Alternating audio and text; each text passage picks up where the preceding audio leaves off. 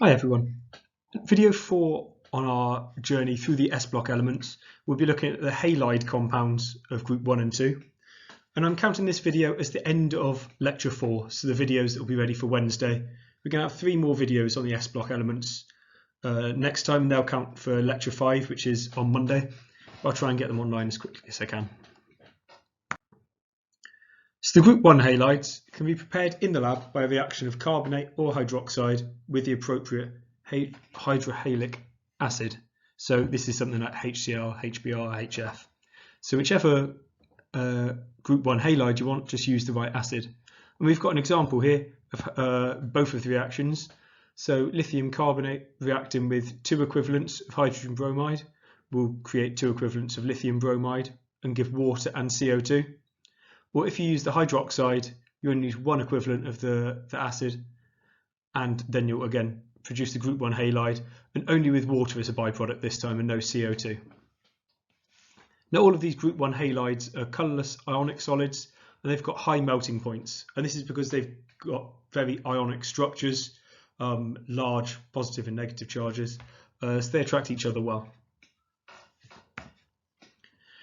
However, sodium chloride, when we use it for table salt and things, isn't produced on an industrial scale this way. Like, this is a way to produce them in the lab, but it's not a sensible way to do it on a scaled up process. So what's usually done is by mining naturally occurring deposits. There's an interesting bit of information in the book on this. Elephants apparently need a lot of salt in their diet, and they will go into caves and mine it themselves with their tusks. Or the other way we can do it is the evaporation of seawater, which looks very cool. So these are, they look like fields, but they're actually big fields of seawater, and they'll evaporate in the sun. So it is not possible in the Netherlands or Britain. It's done in Spain and other sunny countries, and gets a lot of salt. And typically, for every kilogram of seawater that you evaporate, you'll end up getting about 10 grams of salt, or 10 grams of sodium, should I say. It's probably about 30 grams of sodium chloride, I think. So the group 2 compounds, these actually, the group 2 metals react directly with the halogen to form the halide. So we don't need to use the carbonates or hydrides in this case. You can just take the metal, such as magnesium, and react it with chlorine gas to create magnesium chloride. This doesn't happen spontaneously at room temperature. You do have to apply heat, give the system energy for it to happen. You can just, with heat, react the metal with the appropriate halogen gas. Now, with the exception of beryllium, which we'll come on to, all of these are ionic again. And when they're ionic, they form ionic compounds, and they've again got high melting points. They're generally water soluble, although the fluorides are slightly less soluble due to higher lattice enthalpies. And we'll also talk a bit more about in the next lecture the solubility of the group 1 and 2 compounds in general, so we'll focus on that later on. But first, to go back to beryllium, which I said was an exception, beryllium has a covalent bonding, and we're going to examine that a bit further. So when you see this polymeric structure here with the beryllium's the small lighter green here, and the chlorine's just the larger darker green, you'll notice something that's familiar from the hydrogen lectures, in that they seem to have these bridging chlorines. Now, they're similar in the fact that they are bridging chlorines, but they're very different in the fact that they're not the 3-center 2-electron bonds we were talking about last time. And I'll try and demonstrate why that is now. So if we can see down here a nice diagram of some smaller units, and I'll draw them out again. If we think about each BeCl3 unit, this will be electron deficient, much as with the BH3.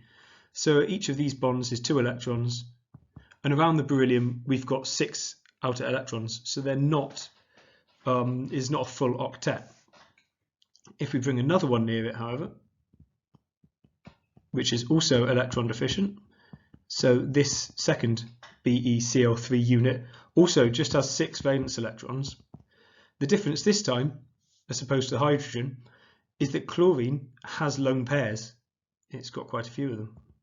So this time what can happen is that these lone pairs form what's called a dative bond. So it's still a covalent bond, but instead of being shared, both electrons are coming from one atom. And we get these, dative bonds, as I say, from the lone pairs on the chlorine to the electron deficient beryllium center. Rather than having a 3 center 2 electron bond, we have these dative bonds.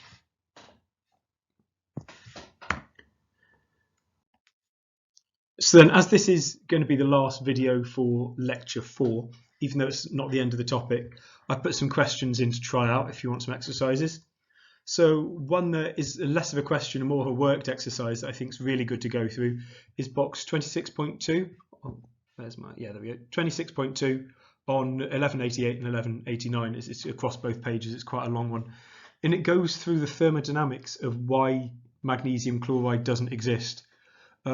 Starting with, is it more stable than